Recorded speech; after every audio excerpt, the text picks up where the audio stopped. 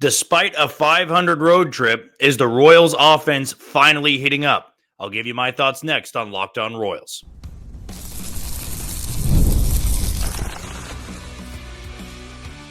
You are Locked On Royals, your daily Kansas City Royals podcast. Part of the Locked On Podcast Network, your team every day. You are tuned into a Monday edition of Locked On Royals and the Locked On Podcast Network. As always, I'm your host, Jack Johnson, and you can find me on Twitter at JohnnyJ_15. That's at JOHNYJ_15. You also can listen to us on wherever you get your podcasts. That can be Spotify, Apple Podcast, Amazon Music, Google Podcast, Odyssey, and YouTube. Just be sure to hit the follow button and subscribe.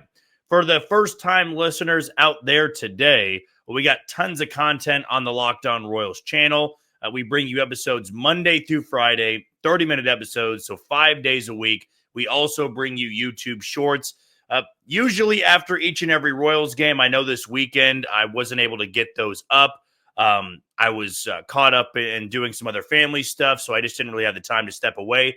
If, for whatever reason, I can't get those YouTube shorts up, it's usually because I'm not in a spot that I can get them up, whether it be connection or I'm out doing stuff. You know, it's the weekend and we're not always available to do those in a timely manner. But we do now have the Royals postcast, so that kind of makes up for my errors and my mishaps while doing this podcast. Chance Lebo, who debuted last week, he'll be bringing you those after every single Royals game, a 15-minute live recording giving you his thoughts on the game. So if you never catch those YouTube shorts, if I'm not able to get them up, I try to get them up for every single Royals game that there is. But if I ever missed one, you still can catch some Royals content with the Royals postcast. Now, today's show is brought to you by Gametime. Download the Gametime app, create an account, and use code LOCKEDONMLB for $20 off on your first purchase. Well, it does feel, because we didn't do those shorts, like it's been a while since we've done any form of content. I actually wasn't as active on social media either throughout this weekend. That wasn't because the series wasn't going as well.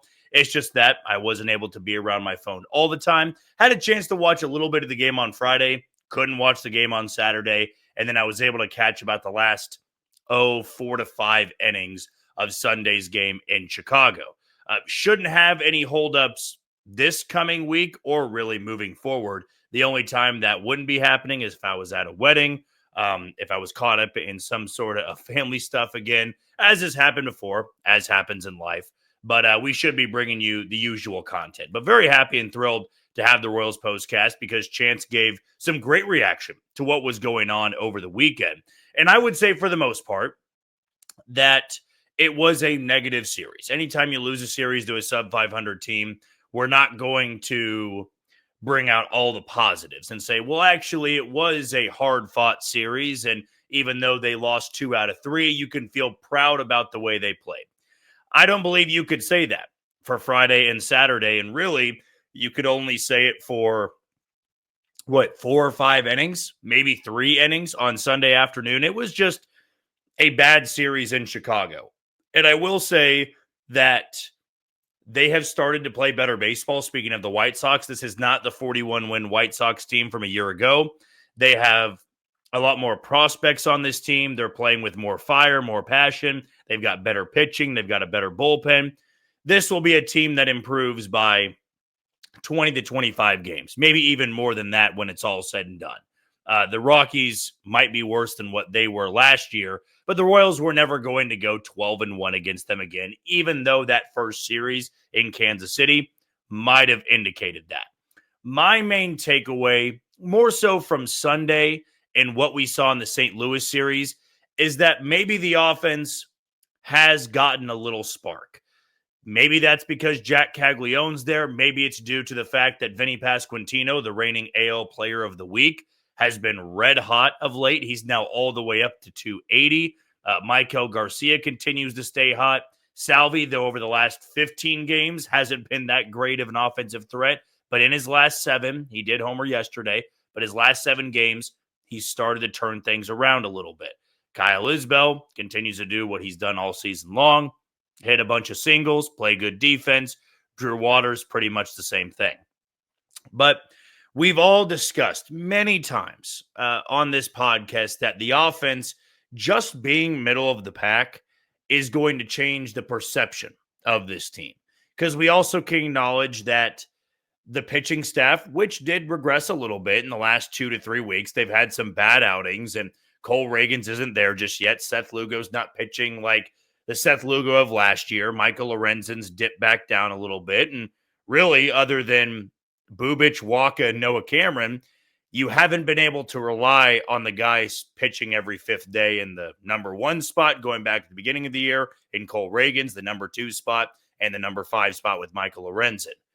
Maybe that can change, and we're hopeful that that can change. This segment, though, is about the offense, and an offense they're going to need over the next week and facing the New York Yankees, facing Max Fried tomorrow, facing an Athletics team that hung 14 runs on the Twins in their series finale the other day. It's an Athletics team that's not playing good baseball at all, but they've got some talent in the lineup. The Texas Rangers don't have a great offense, and one that produced at a lower level than the Royals did in May, but they've got some strong starters. I don't know if they'll be facing Tyler Mahle or they're going to be facing Nathan Eovaldi, but they have to go up against one of those guys, I'm assuming, or Jacob deGrom. I'd be shocked if they avoided all 3 of those starters. In fact, that would be impossible because Texas has a 5-man rotation. This offense has to have a 2 to 3 week stretch where what we saw in St. Louis and what we saw on Sunday against Chicago becomes more of the norm. And I like the way they've constructed the lineup. I understand you got 1 run on Saturday afternoon and you only got 2 runs on Friday night, though there was infuriating implosion that I did see in the 8th inning where bad defense, you had the inability to score in the top of the 8th inning when Maikel Garcia couldn't get the bunt down, and then you just don't find a way to bring in the runs with the middle of your order up there. It's inexcusable. And those are things that have constantly plagued this team. But in St. Louis, we saw a different version of that offense. We saw an offense that was able to leave the yard a few times. We saw an offense that was able to cash in with runners in scoring position. They regressed a little bit in Game 1 and Game 2 in Chicago, but is this the sign that maybe things are starting to heat up? In baseball, at least in my opinion, you're not going to go from a bottom offense to a top offense in a handful of games. You're going to have stretches, maybe a series or 2, where you can really turn things on. It just happens to be your series.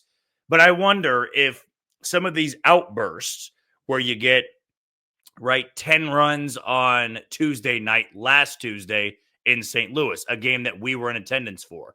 You get 5 runs on Wednesday, or would have been Thursday because Wednesday was rained out. Then you have another offensive explosion in Game 2 of that doubleheader, and you win it. Yesterday, you get 7 runs. I know that doesn't excuse what you did on Saturday and Friday, but to me, that might be signaling, they are turning things around a little bit. I believe Jac Caglianone has something to do with that, not just because of his 4-for-4 day. I mean, he was hitting around 100 in the first 7-8 games of his big league career. Now that average shot all the way up to 240. He's not striking out a lot. He is yet to walk at the big league level. But it's almost the presence that he has in the lineup that has sparked everybody else. Jonathan India has been playing better of late. Bobby Witt Jr. has started to add more of that power. Vinny's been one of the hottest hitters in baseball. And then you've got Maikel Garcia still hitting above 300. You get those hitters all going at the same time, you're going to have more series like St. Louis than you did against Chicago. And that's going to win you a lot of baseball games. It would be great to see in this Yankee series that offense show up again, an offense that can hang 6 or 7 runs off of good starters, off of good bullpens. I'm not going to hold my breath. I'm not going to jump the gun at that, but it might be a steady progression with this group. If you can get maybe 10 to 15 games in a row where you're not having 4 or 5 straight games of 3 runs or less, that would signal to me they have tapped into something. Maybe it's more so of the power. Maybe it's more so of hitting with runners in scoring position. But I would say that this is what I'm evaluating going into this homestand. You had a good offensive series against St. Louis. You had a bad offensive series against Chicago in terms of missed opportunities, didn't cash in when you needed to, but at least they put up 7 runs in the finale. How many series this year did the Royals not score over 4 runs in any of them, let alone maybe even 3 runs in any of those games? In fact, if I can recall, against the Yankees, they were not able to score over 3 runs in any of those games. That's got to change if you're going to beat this team in a best out of 3. It's also going to have to change in playing the Athletics, a team with a very poor rotation and very poor bullpen this year. Let me know if you think the offense is starting to turn a little bit of a corner. Also, let me know if you feel it's completely false hope and this group is still not going to get going and it's only going to get worse as the season goes on. We'll take our first break of the show. When we come back, let's dive into Jac Caglianone's first road trip and what we can expect tomorrow in front of a packed Kauffman Stadium. That's all next on Locked On Royals. You are tuned into Locked On Royals and the Locked On Podcast Network. I'm your host, Jack Johnson, and you can find me on Twitter at JohnnyJ_15. That's at JOHNYJ_15. Want to let you know about Wonderful Pistachios. Looking for a snack that's both delicious and nutritious? Crack into a good source of protein with Wonderful Pistachios. Wonderful Pistachios is one of the highest protein nuts, where each 1 ounce serving has 6 grams of protein, giving you over 10% of your daily value. Plus, they're packed with fiber and better for you unsaturated fats to help you keep you feeling fuller longer. So get snackin' and get crackin' with the snack that packs a protein punch. Visit wonderfulpistachios.com to learn more today. And as I've said so many times in promoting the great Wonderful Pistachios, I'm somebody that's constantly on the run trying to get these up in a timely manner. You don't always have the time to eat on time. So a snack that you need is one that can keep you feeling fuller longer. That exactly is Wonderful Pistachios. Can't recommend it enough if you're like me, who's always on the go. The story of yesterday, more so than a near 9th inning meltdown by Trevor Richards, and fortunately Carlos Estevez was in there to save the game, as well as Bobby Witt Jr.'s defense. But the story and takeaway of Sunday was Jac Caglianone's 4-hit performance. He was the first Royal to do it in his first, wouldn't it have been 6 games? I said 7 or 8 earlier. It's only been 6 games for Jac Caglianone, but to have a 4-hit game in his first 6 since Bo Jackson. That was the last guy to do it, the last rookie to accomplish that in his first 6 games of his big league career. And they were not cheapies that he got yesterday. He, as he's done in many of his outings, many of his starts, he was crushing the ball. He was hitting the ball incredibly hard. And I don't expect it to be a completely smooth transition from AAA to the big leagues. In fact, you could make the case that in the first 5 games, it was showing that the transition was pretty hard. And we all should have expected that. But there was a big reason as to why I was so adamant and so confident that the first 5 games are not really going to tell you anything about his maturity and overall preparation and if he's ready or not. And that was going to be the case even if he hit 350 in the first 5 games. Because there was going to be 1 or 2 things that pitchers did based off of his minor league numbers. They were either going to give him a lot of strikes and say, well, we know you can hit in AA and AAA, but you've never been able to hit big league strikes because you haven't had that opportunity. That was going to be option 1. Option 2 was going to be, we're not going to throw him anything because we know that he's going to swing at everything. And that has been the case, but he's getting a lot of strikes. And I remember there were a few people on social media talking about, well, he's being too aggressive and he needs to be more patient at the plate, wait for his pitch. I do agree with that. Don't get me wrong. I do agree that Jac Caglianone should wait for his pitch because the better arms out there are going to exploit that. If you can get him to swing at a cutter down in the way, that is a strike. It is a hell of a lot better than making a mistake on a changeup up in the zone when he can put it 475 feet from home plate. But what we've seen is aggressiveness, but guys that are still giving him hittable pitches. And I'm all right with Jac Caglianone going to the plate and trying to crush one on the first pitch he sees. And a lot of the hits that he had yesterday were strikes. They weren't perfect strikes. They also weren't meatballs, but he was able to do some serious damage with it. He had the 100 plus mile an hour single in his first at bat. He had the 110 plus mile an hour double that he crushed off of a lefty. He had another ground ball with eyes just right back up the middle. And in his fourth at bat against Steven Wilson, I believe it was, or it might have been Bryce Wilson. I think Steven Wilson was maybe last year, but Bryce Wilson was the one throwing for Chicago in that spot, and he just clobbered it to dead center. And Wilson had to, move his head out of the way for safety reasons. And that's how I'm sure a lot of White Sox pitchers felt in that game yesterday. That cannot be just brushed aside.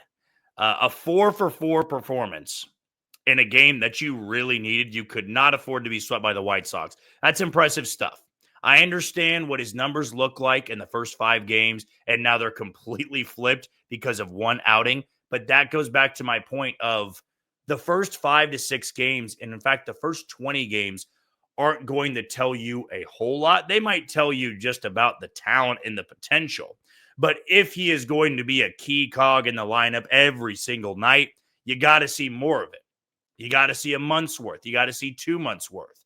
And so for those that were alarmed by the start, it's why I wasn't that worried. There's one game he needs to turn a .103 batting average into .240.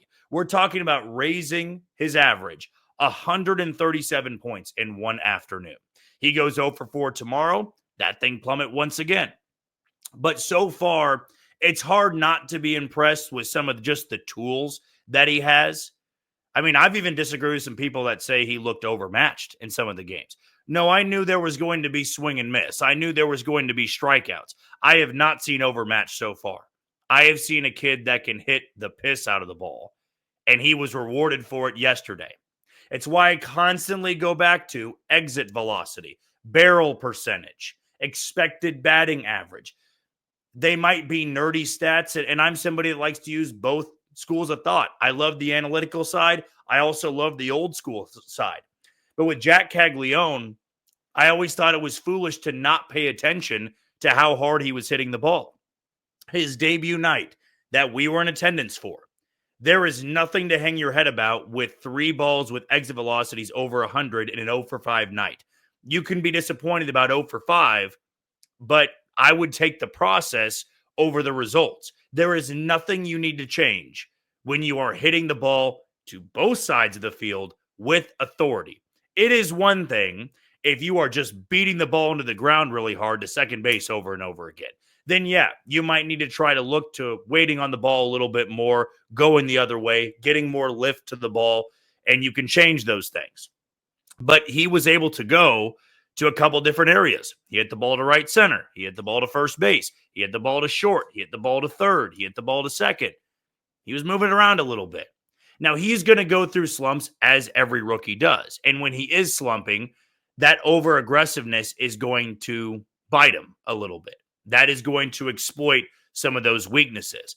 But this aggressiveness early on, his first road trip of his big league career, there was a lot to like. And now going into tomorrow, he gets one of the best starters in baseball and maybe the best free agent acquisition of this past offseason in Max Fried. Somebody that has held hitters to a sub 200 average. Surprisingly, lefties have done better. They have a higher OBP, a higher slug, and a higher OPS. So yes, I think Jac Caglianone is going to be in the lineup tonight. I was asked that, and I'd be absolutely floored if he was not, because you had the off day. And because he's coming off of a 4-for-4 game. And just from a ticket sales standpoint, today's show is brought to you by Gametime, and we'll talk about them a little later on in segment number 3. Tickets are not cheap. This is not a usual Tuesday night game, and it was always going to be a crowded night and a crowded series because the New York Yankees are in town. But if you are looking to go to the game tomorrow night, I'll be out there on Wednesday, but you can get a ticket for $30 for standing room tomorrow. That to me tells me that Jac Caglianone is playing. You can sit in the right field corner on Tuesday nights. Those probably go for $10 to $12, $43. I expect it to be a very packed crowd tomorrow. And though it's a tough matchup for your MLB or your home MLB debut at Kauffman Stadium, I love it that it's the Yankees, and I love it that it's Max Fried.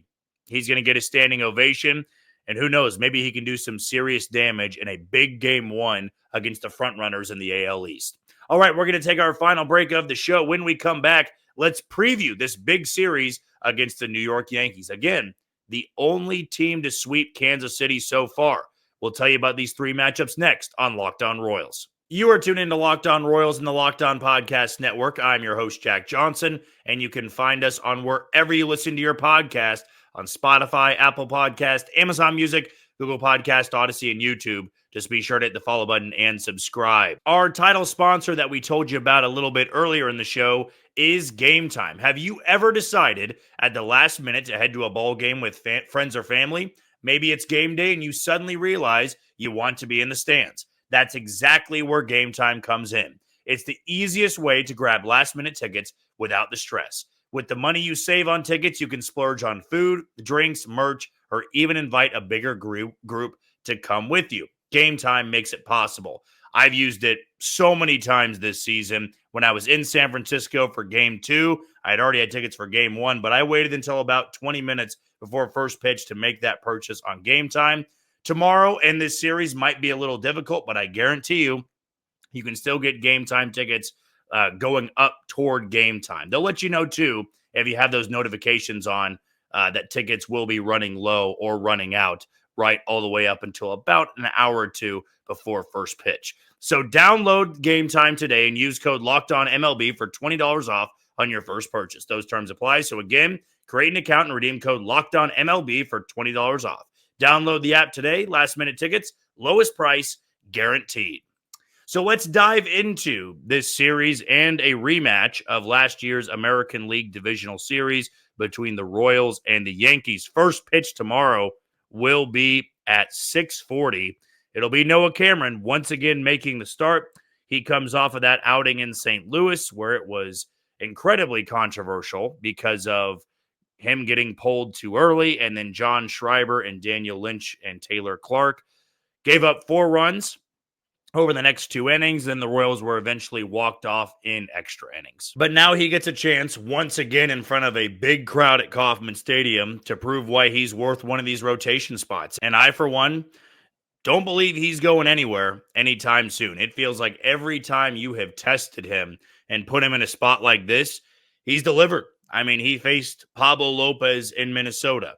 He also went up against, I'm trying to remember now who was right after that Minnesota series. It was Hunter Greene at the Cincinnati Reds. And then he also faced off against the Cardinals for a second time. And if you can recall, one of our episodes last week was looking ahead to that start that he was going to have in St. Louis and how that can really separate a good pitcher from a great pitcher. And it's how you fare facing a team for a second time in less than a month. He shoved against St. Louis and Kansas City, and he was even better in St. Louis against that same Cardinals team. Now he gets a Yankees team that has the MVP frontrunner. They've got a loaded lineup, and they've got one of the best arms that's going to be going opposite of him. So as for Max Fried, who maybe some people out there want to know a little bit more about, he's 8-1 this year with a 1.78 ERA, 81 innings pitched, 77 strikeouts, and a sub-1 whip at 0.94. In his last 3 starts, here's what he's been able to do. He went 7 1/3 against the Rockies, gave up just 1 earned run, struck out 7 and walked 1 back on May 24th. He did get roughed up, which allowed Chris Bubich to take the league lead in ERA on May 30th, but it was against the Dodgers in LA. He was charged with 6 earned runs on 8 hits, went only 5 innings, struck out just 3, but didn't walk anybody. Fortunately for Fried and for the Yankees, he was able to bounce back on June 5th, just a few days ago, by throwing 6 shutout innings and striking out 7 against the Cleveland Guardians.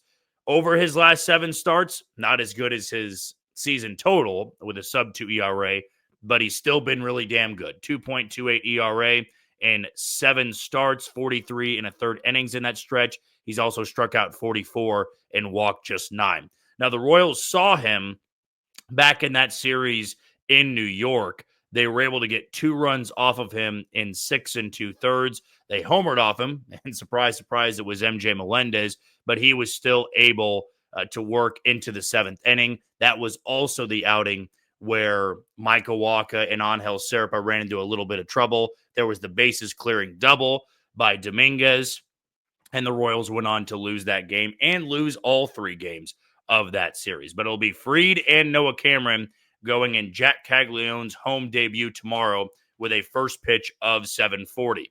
As for Wednesday's game, the one that I will be in attendance for, it'll be Chris Bubic and his 1.43 ERA and 5-3 record going up against Clark Schmidt, who was the game 3 starter in the postseason last year. He was very effective against the Royals, gave up only the runs on the Kyle Isbell double and then the Michael Massey triple. I'm sure a lot of people are wanting that Michael Massey to return for this series, but Schmidt this year is 2-3 with a 4.04 ERA in his last 3 starts. Here is what he's been able to do. He went 4 2/3 against Colorado and gave up 3 earned on 6 hits, but did manage to strike out 8. He's been pretty good since then, though, in the next 2 starts. Back on May 28th in Anaheim, he threw 6 shutout innings, struck out 4, and walked just 1. And then in his last outing against Cleveland, he was able to go 5 2/3, was 1 out shy of a quality start, but did manage to strike out 8 Guardians in that time. So for some of the numbers of facing the Royals, Mark Canha is 0 for 5 in his career off Clark Schmidt. Michael Garcia is 3 for 10. Jonathan India hitting just 167 in 6 at-bats. Kyle Isbell, who had the RBI double off him in Game 3 of the ALDS, he's hitting 400 in 5 at-bats. You also have Michael Massey, who's OPSing 1,000 in 5 at-bats. Drew Waters is OPSing 1,000 in 5 at-bats. And Bobby Witt Jr. is hitting 222 in his 9 career bats against Clark Schmidt.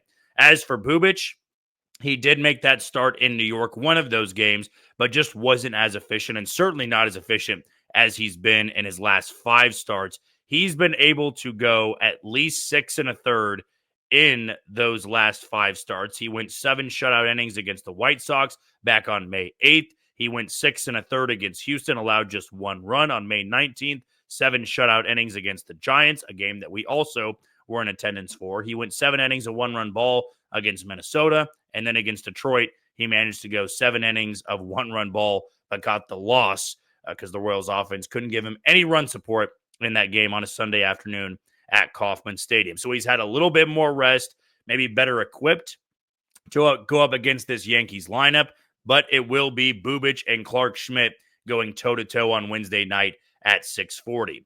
There will be a third and final night game on Thursday. It'll be Seth Lugo going up against Will Warren. Warren is the weakest of the bunch that the Royals will be facing, but he is a big-time strikeout pitcher. A 5.34 ERA on the season, 57 1/3 innings pitched, but he has struck out 75, deals with a lot of base runners, but will punch out a lot of guys in the lineup. You go back to his start on May 25th against Colorado. He did only give up 2 runs, but managed only 4 innings, struck out 7 of the 12 outs that he recorded, then was completely torn apart by the Dodgers back on May 31st. And that's what makes his ERA a little bit more inflated than it was. He gave up 7 earned runs on 6 hits, walked 4, and struck out just 2. And then in his most previous start back on June 6th against the Red Sox over the weekend, he went 5 1/3, gave up 4 earned runs on 3 hits, but did walk 4 and struck out just 6. The key for the Royals in this matchup will be about their patience. Will Warren is somebody that does fight his command a little bit, and the Royals are an incredibly aggressive bunch, as we all know by now. They've also got the best average with 2 strikes out there. That was one of the stats that blew me away, that this team, they'll put the ball in play, and they'll do it a lot, and they are getting some good numbers with it. But Will Warren's somebody that he won't work that deep into the game. He's going to have a very high pitch count, and if you've already taxed the Yankees bullpen up to that point, that could be a very favorable matchup for the Royals, who don't have any experience against Will Warren in his career. As for the Yankees, they have a ton of experience off of Seth Lugo. He also started against the Yankees in that series in the Bronx. We know about Paul Goldschmidt's numbers. He's hitting .571 in 14 at-bats against Seth Lugo, but Aaron Judge still hitting a very poor .091 and 11 at-bats against Lugo. DJ LeMahieu hitting .462 and 13 at-bats. Anthony Volpe is hitless in 9 at-bats. Austin Wells is hitting .333 in 6 at-bats. He homered off of Lugo in that series in New York. And Jazz Chisholm has 14 at-bats against Seth Lugo and hitting just .143. So that'll be the series finale on Thursday, and then the Royals will welcome the Athletics, who have really been slumping over their last 25 games. That should be a fun weekend series at Kauffman Stadium. But first things first, it'll be Jac Caglianone's home debut. If you're going out to the game, definitely let me know and which night it may be. Very excited to be out there on Wednesday, but I know tomorrow is going to be an absolutely packed Kauffman Stadium and what should be a phenomenal pitcher's duel. Well, that's going to do it for another edition of Locked On Royals and the Locked On Podcast Network. I've been your host, Jack Johnson. Thank you for making Locked On Royals your first listen today. For your second, check out the all-new Locked On MLB Game Night. Every game, every night, all season long. Get local analysis on a national scale and find MLB Game Night on Locked On MLB on YouTube or wherever you listen to your podcast. Tomorrow, we're going to have a breakdown of Tuesday night's game, just because today was an off day on a Monday. Want to make sure we get a little bit of a reaction for tomorrow, and you can count on the Royals postcast as well. But until late tomorrow night, you take it easy, Kansas City.